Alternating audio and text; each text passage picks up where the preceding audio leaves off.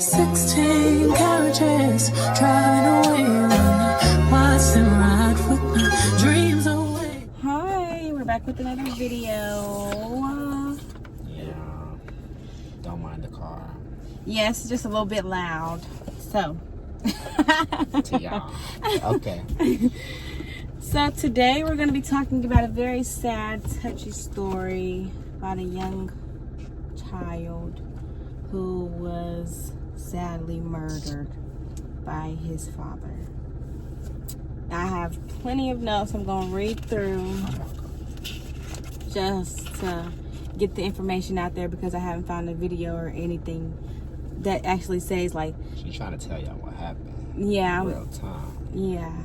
Because I haven't heard nothing. Nobody, everybody just know a little bit. I don't even know what this was, but it sounded terrible. Mm-hmm. But... And people are crazy. Yeah. The young man we're talking about today, his name is TAKODA Collins.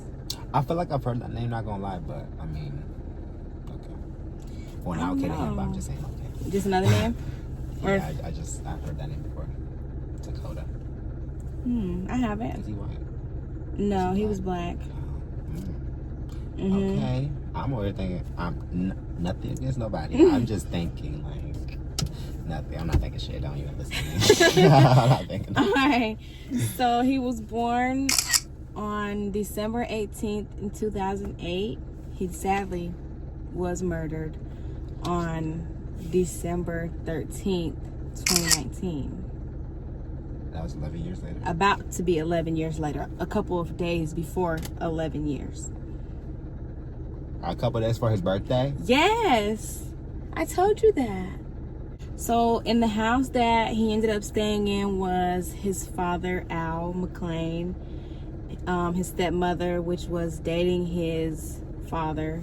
Her name is Amanda Hines, and Amanda's sister, which is Jennifer, and Takoda's mother, well, she didn't live in the house with them, but his mother's name What is do you mean? Robin. What do you mean? She didn't live in the house with them.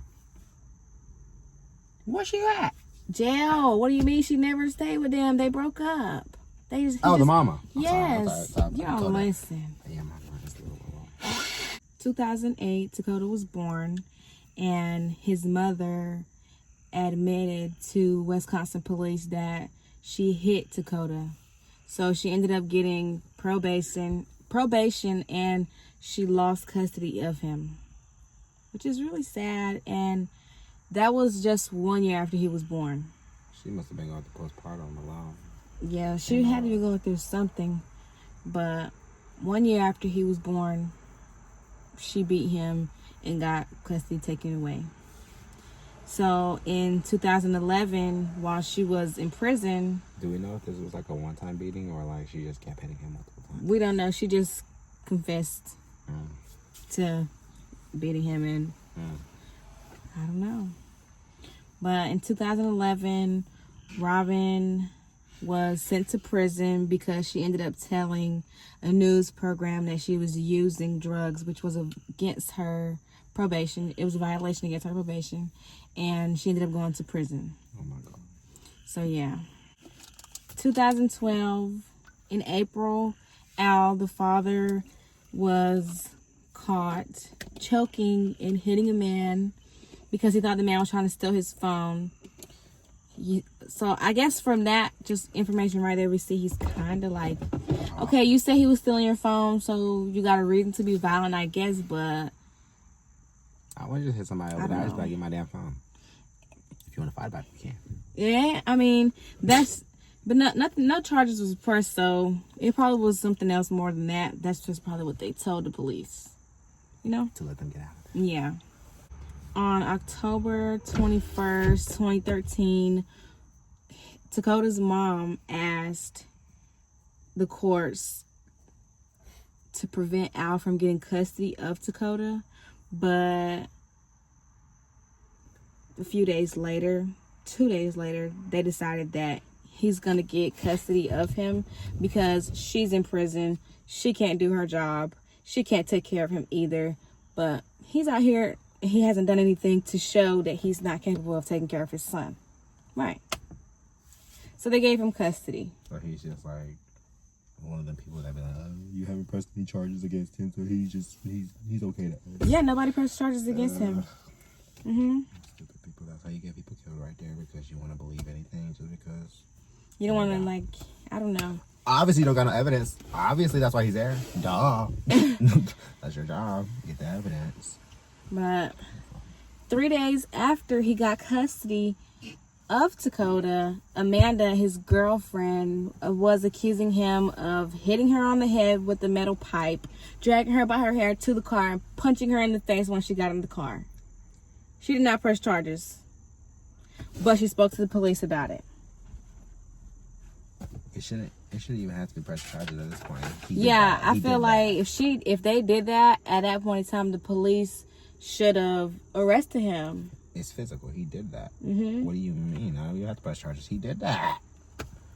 That don't mean they don't exist just because I didn't press charges. Yeah, he still did it. I thought the Should be on his police were record. able to press charges even if the person don't want to. Yeah. But if we press charges on you and you still go back with him, I mean, what?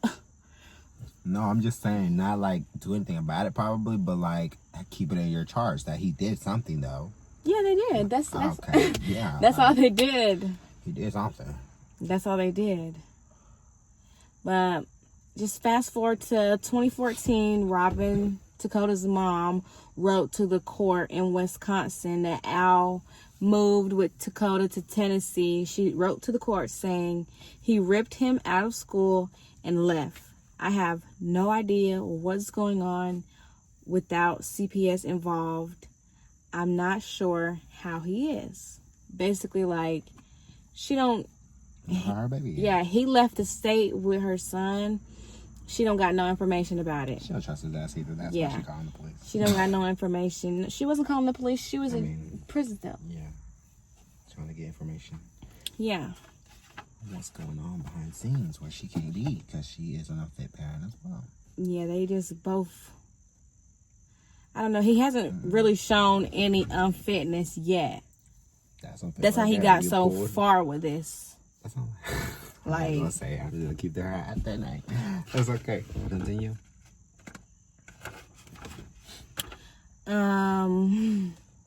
Fast forward to June 30th, 2014. Al asked to leave Wisconsin with TAKODA to go to Pennsylvania. Robin, the mother, she agreed in courts with Al, saying that, okay, it's fine, you can take him. But later on, she said that she was forced and bullied into signing papers allowing him to leave. I don't see how that's possible, but that's what she said. Sometime in 2014, when they moved, he did get enrolled in elementary school. Nobody knows what first day he went because it obviously wasn't the first day of school. But December 30th, 2014, Amanda Hines, the girlfriend of Al, they bought a house that not together, she bought the house. They did not buy the house together, she bought the house. It's her house. It's in her name. It's her house, her money, her name. Her house. What you mean her money? Maybe he gave some money, but it's her house in her name. But yeah.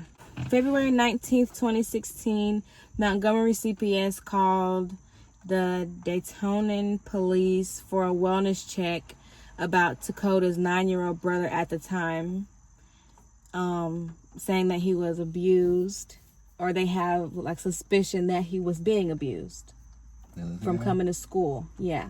He was in the house. He's not really in the picture a lot besides him being in the house, going to school, and the school calling CPS, and him running away. That's all that's in the story about the older brother. I used to run away, but just because, not because of that. But I understand. I believe his name is Khalil, older brother's name. But fast forward, so in February, they got a wellness check. They did not come to the door. They didn't answer the door. They didn't talk to nobody. Fast forward, in August the same year, like I said, his older brother ran away, and he was forced to do squats and hold heavy book bags because he ran away when he came back.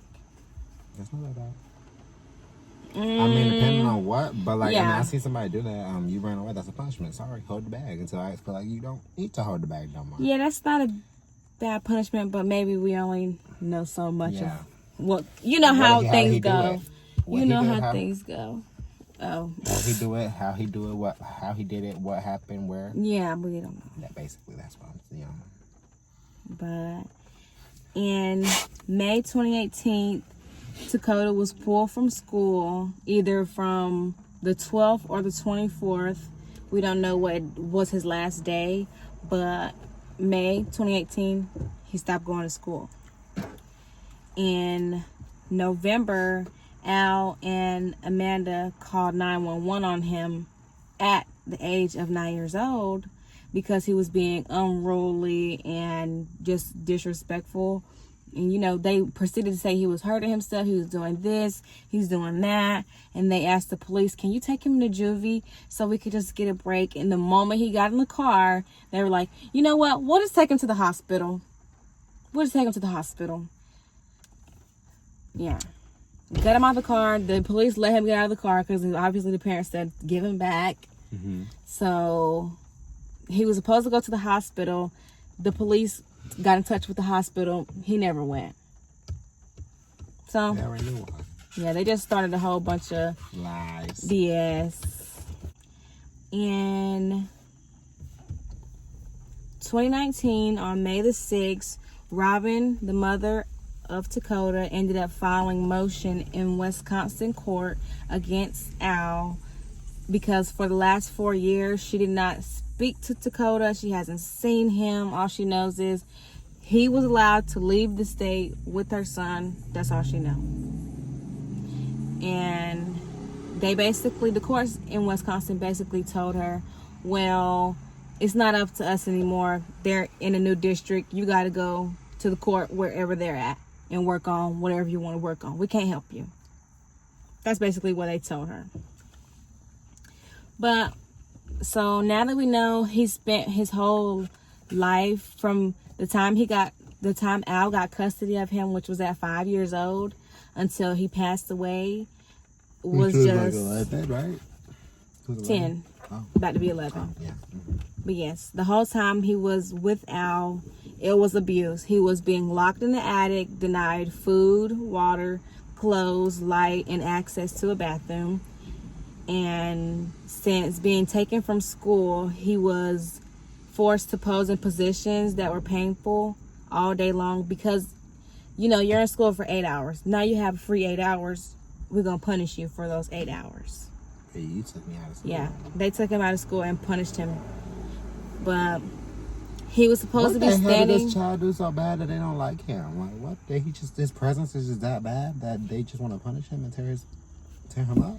Because what he was saying was more so like the boy was gay, he does this, and he's not a boy, he's a man. And how can, I don't understand. What does that have to do with it? Yeah, I don't understand. That makes you do all that shit with that. It's not going to change nobody. It's not.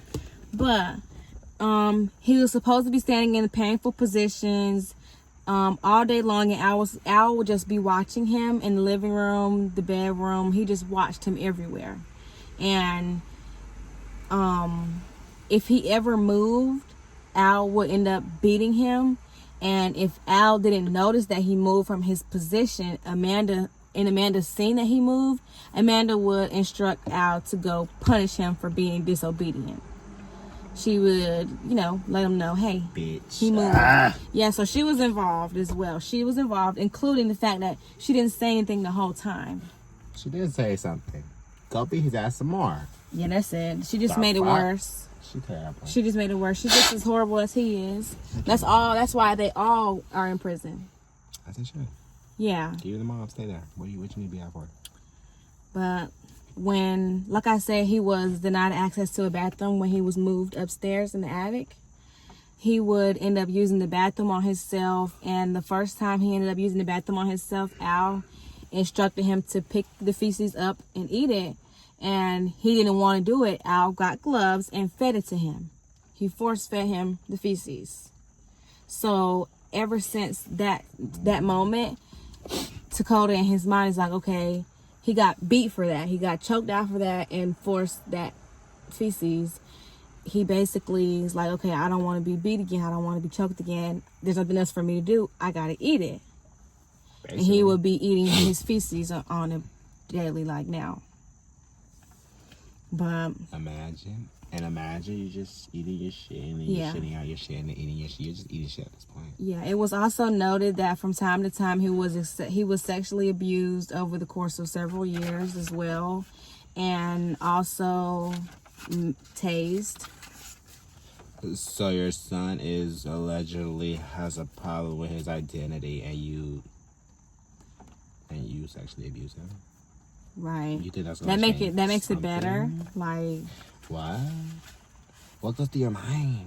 You don't want the child. Just tell your child you don't want him in your house. You're gonna see what goes through his mind when we watch what he was saying, like why all this happened. Please, because what he talking about? This don't make no fucking sense. We're gonna watch everybody's statements. Talking to the police. I don't know what it's called. Statements. It's not a statement. What is it? Interrogation. We're gonna watch everybody's interrogation. But back to the story. Fast forward to the day he did pass away. December 13th, 2019, in Daytona, Ohio, 911 received a call from 30-year-old Alan McLean saying his 10-year-old son is unconscious. Location of your emergency? Yes. My son is unresponsive right now. Your son And I is need Hold on. What's your address? I'm sorry, what was that? What's the address where he is? The address is 1934 Kensington Drive. 1934 Kensington? So you said your son is Okay, you said your son is unresponsive? Yep. Okay, how old is he?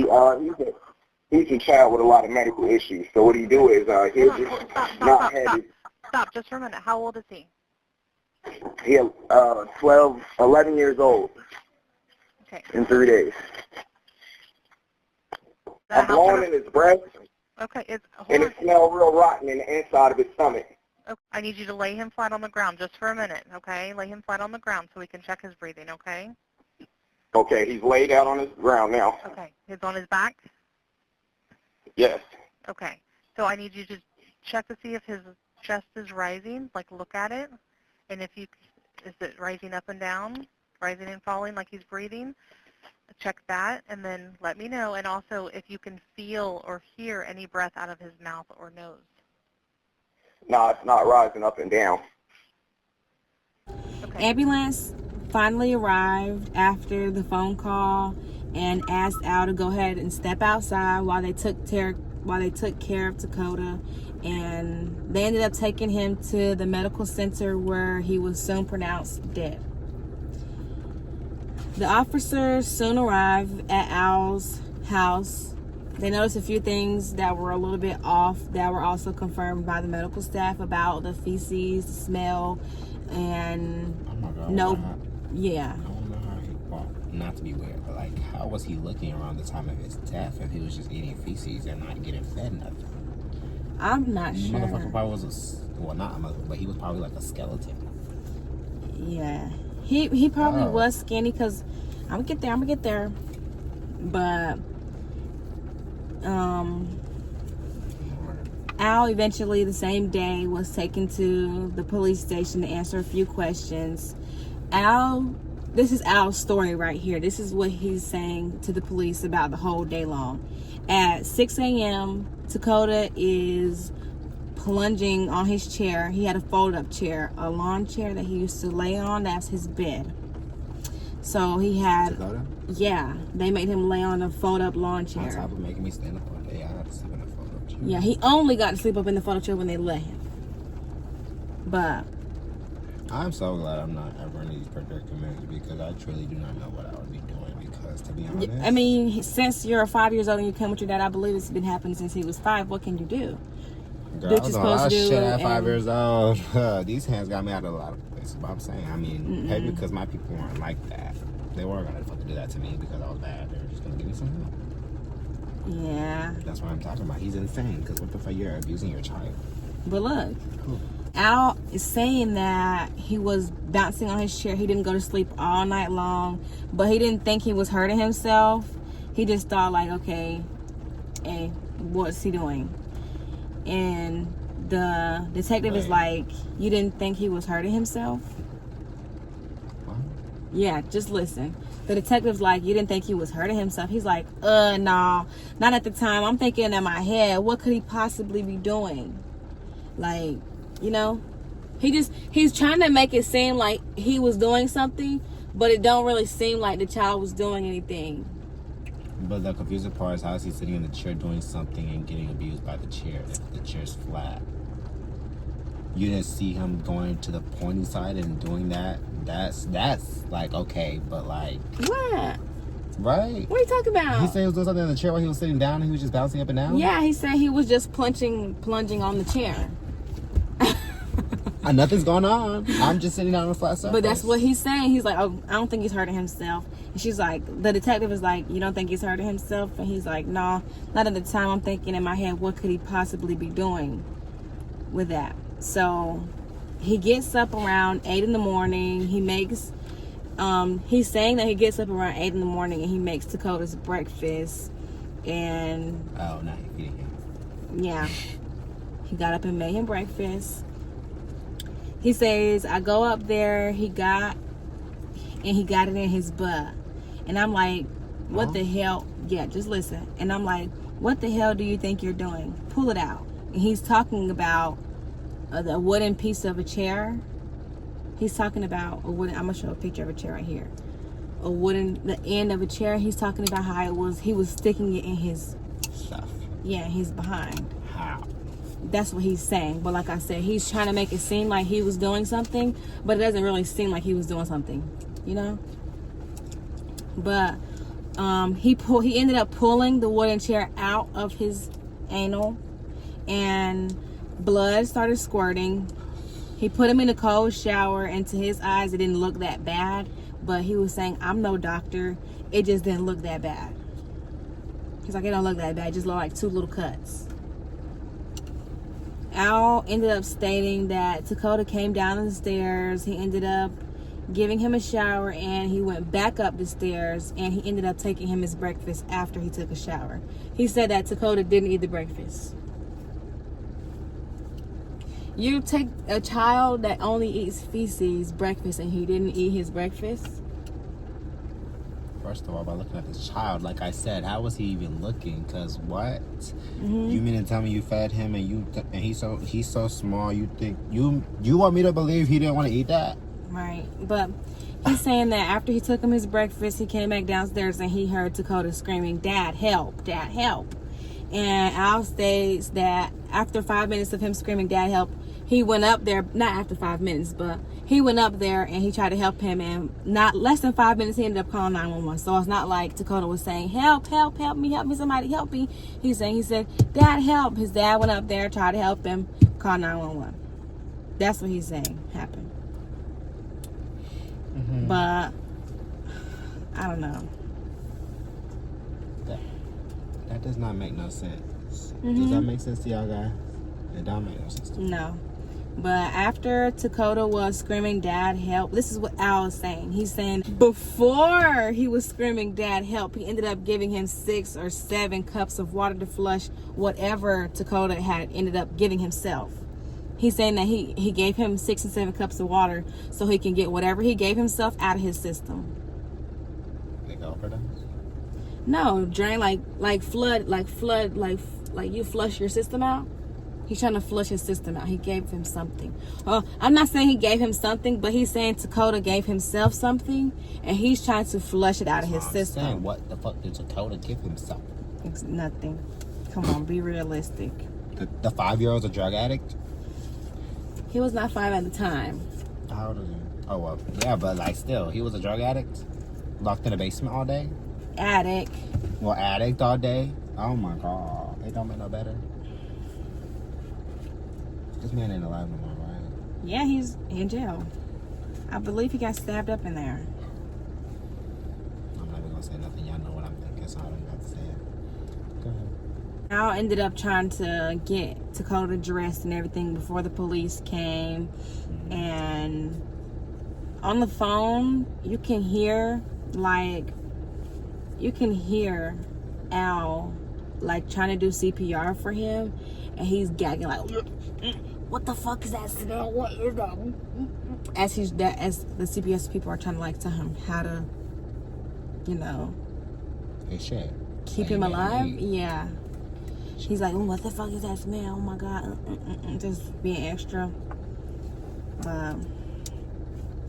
This is Amanda's part of the story, like what Amanda said happened. Amanda says that she woke up around 1 p.m. because she worked the previous night. She woke up around 1 p.m. and she straight left the house to go do errands. She didn't brush her teeth. She didn't wash her, nothing. She just got up, ran out the house to go do errands with her sister. She says that TAKODA was in the bathtub before she left. At 1 p.m. You woke up in the afternoon and he was already in the bathtub before she left. But her sister is really the reason why the story came out the way it did and all the information came out, because the people who were looking at his body after he passed, they obviously knew like some abuse was going on, but not to like the certain extent that it was going on. But Jennifer states that TAKODA was moved to the basement because of the smell. At first he was living in the little living room, I guess, that the sister used to sleep in there, but when she moved in, I guess they moved him to the basement for that smell that he was from feces in the living room.